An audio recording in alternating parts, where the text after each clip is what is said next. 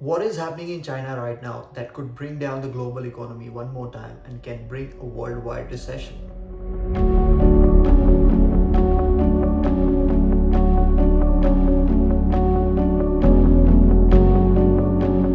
Ever since the global pandemic began, the supply chain in China and elsewhere has been deeply affected and never fully recovered. But things are about to get worse in 2022. Shanghai, China's leading financial center and the most populous city, has been under a strict lockdown since late March. More than 8 million residents are still banned from leaving their residential compounds. The COVID-19 restrictions have spread to other cities, including Beijing, the nation's capital. China's strict lockdown is not only taking toll on the population but also on the global economy. China is home to 7 of the world's top 10 container ports, and the port of Shanghai, which is the busiest port in the entire world, almost grinding to a halt now, brings new fears and shortages for the global industry. Factories aren't working, and the largest port in the world is virtually without any activity.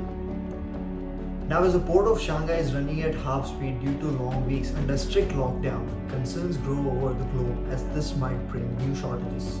Several analysts, such as former FDA Commissioner Scott, have shared online images like this which show how massive the ship congestion affecting the port of Shanghai.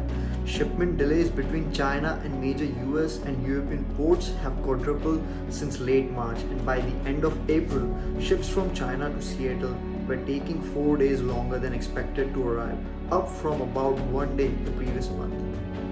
Fear of a worldwide recession is real, as between the supply chain backlog and Russia's war in Ukraine skyrocketing the fuel prices, the world economy is facing a perfect storm.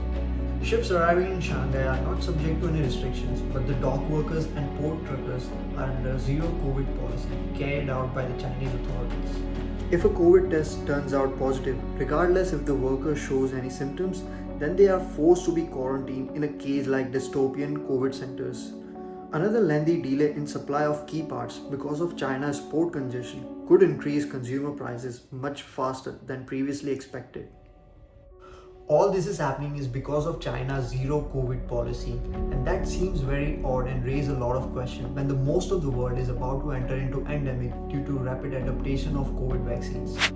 Some Chinese cities, including Shanghai, have started easing COVID-19 restrictions in recent days, but experts say that the damage has already been done. The global shipping will suffer into the summer.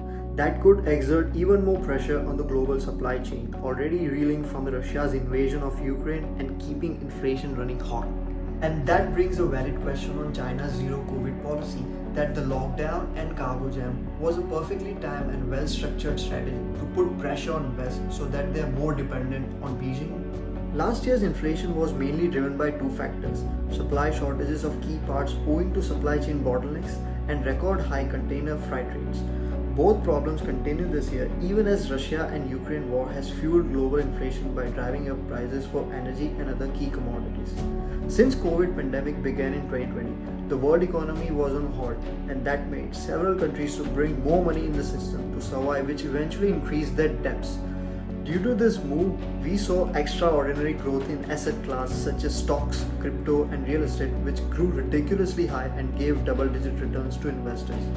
Everyone was so overly leveraged on the cheap debt that they didn't realize that it is forming a massive bubble. And these situations in China will push global inflation much higher this year. Now, because of the fear of gas and food inflation, most of the countries started increasing their policy interest rate aggressively to control record high inflation, and that will cause serious problems as the economist fears a deep recession. If you enjoyed the video, don't forget to like, share, subscribe, and comment down your views. What do you think about the global inflation, recession, and China's zero COVID policy? That's it from my side, guys. I'll see you next time.